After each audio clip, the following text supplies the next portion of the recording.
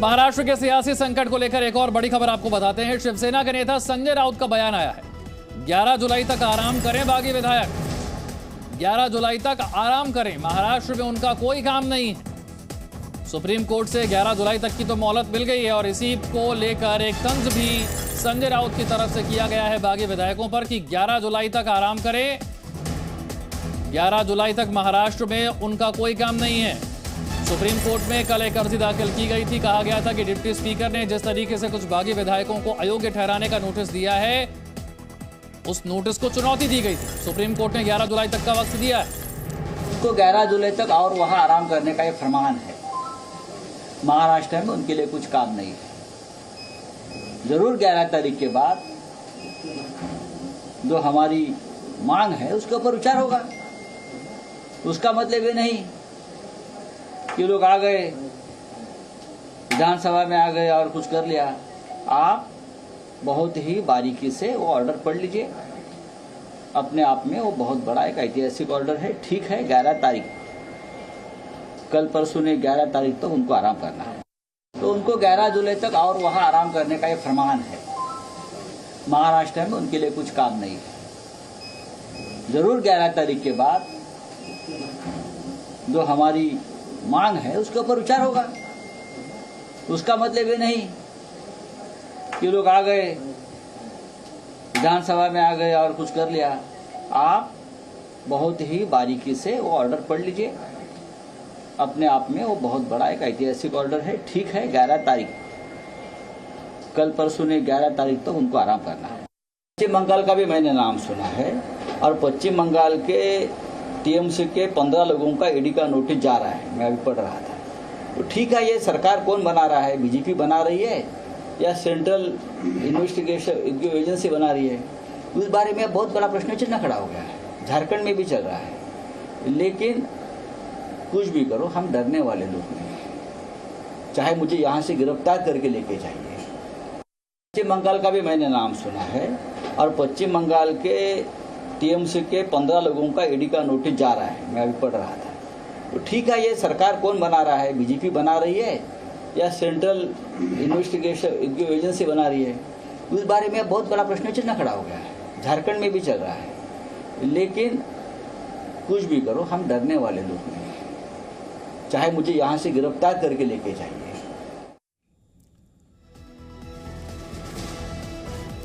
तो चाहे मुझे गिरफ्तार ही क्यों ना कर लिया जाए, लेकिन हम डरने वाले नहीं हैं। सवाल तो यह उठता है कि सरकार कौन बनाने जा रहा है।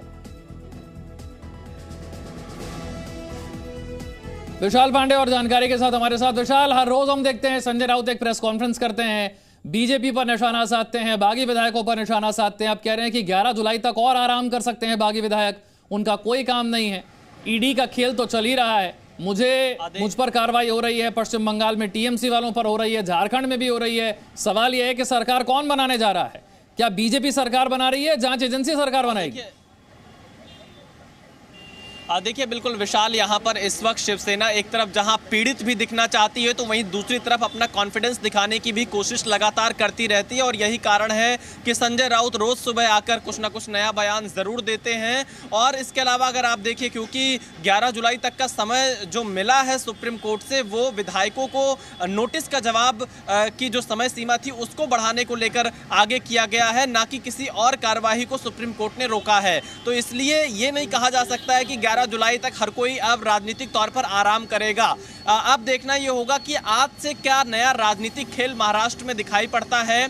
क्या एकनाथ शिंदे के गुट के विधायक राज्यपाल को संपर्क करेंगे और ये कहेंगे कि वो इस सरकार से अपना समर्थन वापस ले चुके हैं? अगर ऐसा होता है तो राज्यपाल फ्लोर टेस्ट के लिए कह सकते हैं। विशाल, एक बात यहाँ पर जो महाराष्ट्र की जनता भी समझना चाहेगी, जब एकनाथ शिंदे बार बार कह रहे हैं कि मेरे पास 2/3 विधायक हैं, तो फिर महाराष्ट्र ना लौटना या राज्यपाल के पास ना जाना, वो वहां बैठकर सरकार बनाने के दावे आखिर कब तक होते रहेंगे?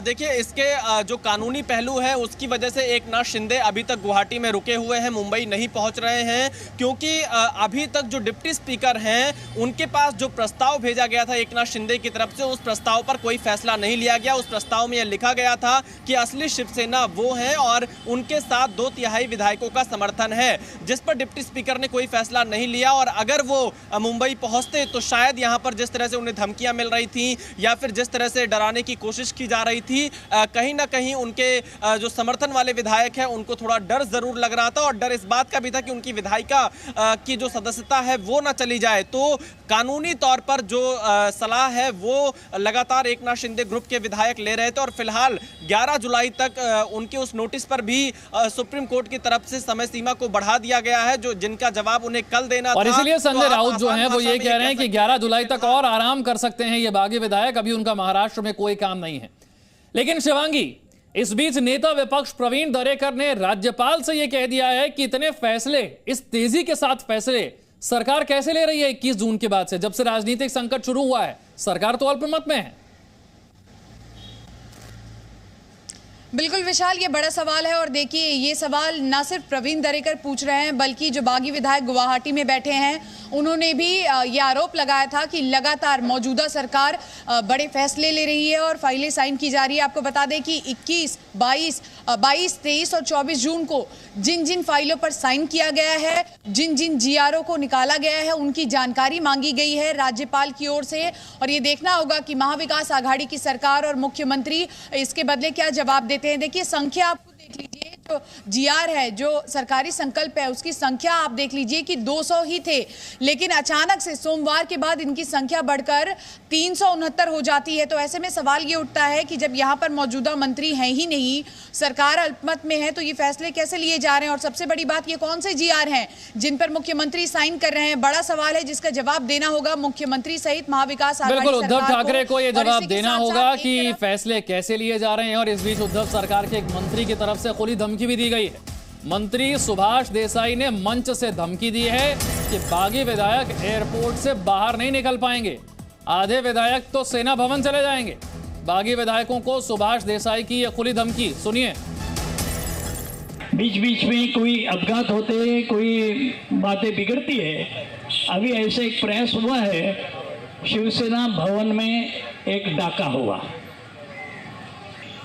अगर महाराष्ट्र में होते तो कौन से भी बिल से महाराष्ट्र की पुलिस उनको पकड़ के घसीट के ले आती, इसलिए भाग के डर के अभी गुवाहाटी बैठे हैं और धमकियां दे रहे हैं, परिवर्तन का सपना देख रहे हैं। लेकिन महाराष्ट्र की राजनीति में परिवर्तन करना है तो इस महाराष्ट्र की भूमि में आना होगा, मुंबई में आना होगा। जैसे कोई ना कोई दिन वो यहाँ मुंबई में आएंगे तो उनके जो साथ में है उसमें से आधे से ज़्यादा जल्दी शिवसेना भवन में आकर के दाखिल हो जाएंगे और बाकी जो है उनको एयरपोर्ट से बाहर निकलने नहीं दिया जाएगा। शिवसेना इतना विशाल संगठन है कि पूरे एयरपोर्ट का घेराव 24 घंटे, 48 घंटे, 72 घंटे, आप बोलो उतने घंटों तक घेराव करके बैठने की क्षमता सिर्फ शिवसेना की है। शिवसेना जो बाला साहब ने स्थापन की है, छत्रपति शिवाजी महाराज की जय, ये हम ऐलान करते हैं, जय घोष करते हैं, तो छत्रपति की तलवार की धार भी हर दुश्मन के लिए एक डर पैदा करती है। तो एकनाथ शिंदे या उसके जो बगावत करने वाले साथी हैं वो यहाँ आने से डरेंगे नहीं तो और क्या करेंगे। तो महाराष्ट्र में आगे क्या हो सकता है, क्या संभावनाएं हैं, जरा जल्दी से समझ लेते हैं। सबसे पहली संभावना शिंदे के गुट को लेकर, एकनाथ शिंदे का गुट क्या कर सकता है, तो मुंबई लौट सकता है शिंदे गुट और राज्यपाल को समर्थन वापसी का पत्र दे सकता है। राज्यपाल क्या कर सकते हैं, राज्यपाल जो है वो फ्लोर टेस्ट का आदेश दे सकते हैं, प्रोटेम स्पीकर की नियुक्ति कर सकते हैं। राज्यपाल पर निगाहें हैं कि राज्यपाल अब आगे क्या करेंगे। इसके अलावा बीजेपी क्या कर सकती है, पूर्व सीएम देवेंद्र फडणवीस क्या कर सकते हैं। तो आज फडणवीस के घर पर एक बैठक होने वाली है और शिंदे के साथ जाना न जाना इसे लेकर कोई ऐलान भी देवेंद्र फडणवीस की इस बैठक के बाद हो सकता है। तो बीजेपी के लिए संभावना ये है। बात करते हैं शिवसेना की। शिवसेना के पास विकल्प क्या है, शिवसेना में क्या हो रहा है। मातोश्री में आज एक बैठक की संभावना है और शिवसेना भी अपनी आगे की रणनीति पर विचार करेगी कि अब आगे विकल्प कितने बचे हैं। एनसीपी क्या कर सकती है, शरद पवार की पार्टी। शरद पवार जो हैं वो सरकार बचाने की भरपूर कोशिश कर रहे हैं। उद्धव के साथ रणनीति बना सकते हैं शरद पवार। राजनीति के दिग्गज माने जाते हैं, इतनी आसानी से सत्ता अपने हाथ से जाने देने वालों में नहीं है। Presenting B News app available on Google Play and App Store. Download it now.